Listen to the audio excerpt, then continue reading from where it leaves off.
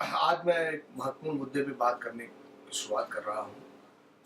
करीब 2010-2011 में जब बेल्जियम से एक हमारा इंटर्न बेन डेवॉक आया था, तो बेन डेवॉक ने जो बातचीत रखी वो नवदलित आंदोलन। नवदलित आंदोलन जो है वो वास्तव में इस देश के अंदर जो श्रवण संस्कृति की लड़ाई है, जो लड़ाई ज्योतिबा फूले ने किया, सावित्रीबा फूले ने किया, जो बाबा साहब भीमराव अम्बेडकर ने किया, कबीर की जो परंपरा रही सेनाई संतों की, उसी परंपरा को आगे बढ़ाते हुए उस अगर आप देखेंगे कि बाबा साहब ने जो भारत का संविधान लिखा, जो प्रस्तावना लिखी, उसको जो है सभी को न्याय जो देने की, सामाजिक आर्थिक समता देने की जो बातचीत की, अगर आप उसको देखें और जो सत्य के शोधने की, सत्य बोलने की बात ज्योतिबा फूले ने की, वो दोनों इन चीजों को मिलाने के बाद ये समझ में आना शुरू हुआ कि हिंदुस्तान के अंदर जातपात के खिलाफ, जिनको निचले पायदान पर रखने की कोशिश की गई, जाति व्यवस्था में जो उत्पादन करते थे और वो तो खुद लड़ रहे थे, परंतु उसी जाति में पैदा बहुत से लोग जो प्रगतिशील थे और मानते थे कि जाति व्यवस्था जो है अवैज्ञानिक है, मानवता विरोधी है, मानव अधिकारों का हनन करने वाली है, लोकतंत्र विरोधी है। वो उन लोगों ने भी जाति व्यवस्था के खिलाफ संघर्ष किया। तो ये जो पहली एकता थी, जो है इस पहली एकता की बात नवदलित आंदोलन में की गई। दूसरी बात कही गई कि सांप्रदायिक जो फांसीवाद है, जो सेक्टेरियन समझदारी है, उस समझदारी के कारण जो अल्पसंख्यक लोग हैं, मुसलमान है, क्रिश्चियन है, वो भी टूट रहे हैं, उनके ऊपर भी हमले हो रहे हैं। मुसलमानों की आपने स्थिति अभी देखी, तो वो तो खुद लड़ रहे हैं जितनी भी उनकी ताकत है, यूएपीए के खिलाफ, अपनी गरीबी के खिलाफ, अत्याचार के खिलाफ। परंतु बहुत से लोग जो अल्पसंख्यक नहीं है और जो धर्मनिरपेक्ष हैं, सांप्रदायिक सद्भाव में विश्वास करते हैं, उसी संविधान की धर्मनिरपेक्षता में विश्वास करते हैं, वो सभी को जो है प्रस्तावना को अगर देखेंगे संविधान का, उसके हिसाब से तो ये है कि अल्पसंख्यक लोगों की जो ऐसे जो धर्मनिरपेक्ष हैं, सांप्रदायिक सद्भाव विश्वास करते हैं, उनके साथ एकता, सांप्रदायिक फांसीवाद के खिलाफ, सेक्टेरियन समझदारी के खिलाफ, हर तरह के सेक्टेरियन। तीसरा है नव उदारवादी नीतियां।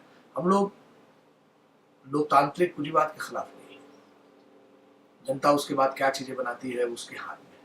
परंतु सवाल है कि जो ये नव उदारवादी नीतियां गरीबी और अमीरी को ऐसे बढ़ा रही है, वो बहुत खतरनाक है। उससे समाज का, देश का, दुनिया का जो असंतोष पैदा हो रहे हैं, कॉन्फ्लिक्ट्स पैदा हो रहे हैं, बीमारियां पैदा हो रही हैं, गरीबी के कारण जो अपराध पैदा हो रहे हैं, वो एक और ज्यादा जो है इकोनॉमिक बर्डन से लेके, सोशल बर्डन से लेके, कल्चरल बर्डन क्रिएट कर रही है। तो नव उदारवादी नीतियों के खिलाफ गरीबों की एकता, गरीब भी टूटे हुए, ये तीनों लोगों को, और क्योंकि दलित आंदोलन हिंदुस्तान का क्या, दुनिया के जो महत्वपूर्ण जो आंदोलन हुए हैं इन 50-60 सालों में, उसमें सबसे सफल आंदोलन रहा है और इसलिए उसका नाम नव दलित आंदोलन रखने की कोशिश की गई। और वो इसलिए कहा गया कि अगर आप आज देखें कि यह बात जब बाबा साहब ने संविधान की प्रस्तावना दी थी, उसको देखने की कोशिश करें, लफाजी की बात नहीं, उसको लागू करने के, जमीन पे सच्चाई के साथ उकेरने की अगर आप कोशिश करें, तो वो एक जो नवदलित आंदोलन का था वही बात है।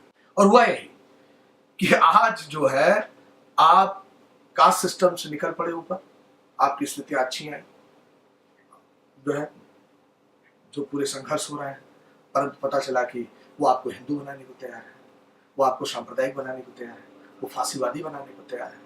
कल आप जो है कॉर्पोरेट के साथ खड़ा होकर नव उदारवाद का समर्थन कर रहे हैं। ये तो फिर ये जो मूल्य थे जो बाबा साहब ने दिए थे, दलित आंदोलन ने दिए, उन मूल्यों का क्या है? वो मूल्यों की परिभाषा भारत के संविधान की प्रस्तावना में बाबा साहब ने दिया था। वो धर्मनिरपेक्षता कहाँ है? वो समाजवाद कहाँ है? वो सबकी आर्थिक समानता, सामाजिक समानता कहाँ है? ये सब जुड़े हुए सवाल है। इसलिए ये कहा जा रहा है कि जो दलित आंदोलन पे बाबा साहब ने जो कहा था, उसको बिना देखे हुए, केवल जो है तात्कालिक अपनी चीजों को निकालते हुए, केवल अपने को ऊपर उठा करके जो है अपने मिले हुए अवसरों के हिसाब से आप आगे आए, ये एक बहुत बड़ी जीत थी। परंतु उस जीत के साथ है कि बाबा साहब तो क्या था कि आखिरी समय में इस्तीफा देकर के चले गए जो है, और संघर्ष करते रहे, जिंदा रहने तक संघर्ष करते रहे। वह संघर्ष कहाँ है? और वो संघर्ष केवल दलित को ही मुक्त नहीं करता, हमारे जैसे ऊंची जातियों में पैदा लोगों को भी इंसान बनाता है। और वो इंसान बनाने की जो लड़ाई है वो बहुत बहुत जरूरी है। इसलिए हम लोग कह रहे हैं कि हम जात पात के खिलाफ हैं, किसी ऊंची जात, नीची जात, किसी जात में पैदा व्यक्ति के खिलाफ नहीं। हम जो है सेक्टेरियन समझदारी के खिलाफ हैं, हम सांप्रदायिकता के खिलाफ हैं, हम सांप्रदायिक फांसीवाद के खिलाफ हैं, परंतु हम किसी धर्म के खिलाफ नहीं हैं। और ये लड़ाई बनाने से ये होगा कि तब हम राष्ट्रीय स्वयंसेवक संघ जैसे, मुस्लिम कट्टरपंथ जैसे, अलकायदा जैसे दक्षिण एशिया में ताकतों से लड़ पाएंगे, क्योंकि वो मूल्य आधारित लड़ाई होगी। और वो अगर नहीं लड़ सके तो केवल अपने बारे में आप सोचते रहे कि हमारा फायदा हुआ, हमने देश बेच दिया। अंग्रेज यहाँ राज कैसे किए थे? ब्रिटिश हुकूमत ने।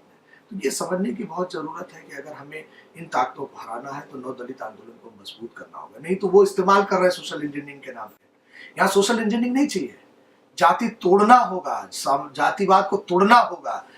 जो है, जो निचले पावदान का व्यक्ति है उसको हर हिस्से में, निर्णय लेने के हिस्से में, अधिकार के हिस्से में, भागीदारी, हर तरह की भागीदारी, चाहे निर्णय की हो, पैसे की हो, रुपए की हो, व्यवसाय की हो, व्यापार की हो, स्कूल हो, कॉलेज हो, आंदोलन हो, हर जगह उसकी कितनी भागीदारी है आखिरी आदमी की, इसको खड़ा करने की बहुत कोशिश करनी है। और इसके बिना चीजें नहीं खड़ी होंगी, नहीं कुछ लोग खड़े होंगे और वो बिक जाएंगे। और अब हम किसी को बिकने के खिलाफ रहेंगे, इसलिए हम बाबा साहब ने जो संविधान की प्रस्तावना में लिखा उसके हिसाब से नव दलित आंदोलन चलाएंगे। और उस नव दलित आंदोलन में हम बहस तेज करें, हम सांप्रदायिक फांसीवाद का विरोध करें, हम जो है सेक्टेरियन समझदारी का विरोध करें, हम नव उदारवाद का विरोध करें, हम जातवाद का विरोध करें। और उसमें जो लोग सही तरीके से, सोशल इंजीनियरिंग नहीं, सही तरीके से रियल में क्षमा मांगते हुए जातवाद के खिलाफ खड़ा होना चाह रहे हैं, धर्मनिरपेक्षता पे आना चाह रहे हैं, नव उदारवाद पे आना चाह रहे हैं, इन मूल्यों के आधार पे उनको लाए। और गठजोड़ केवल यही हो सकता है, और यही व्यापक गठजोड़ हो सकता है जो ऑलरेडी बाबा साहब ने भारत के संविधान के प्रस्तावना के सूत्रवाक्य में हमें दिया था, जो आज नव दलित आंदोलन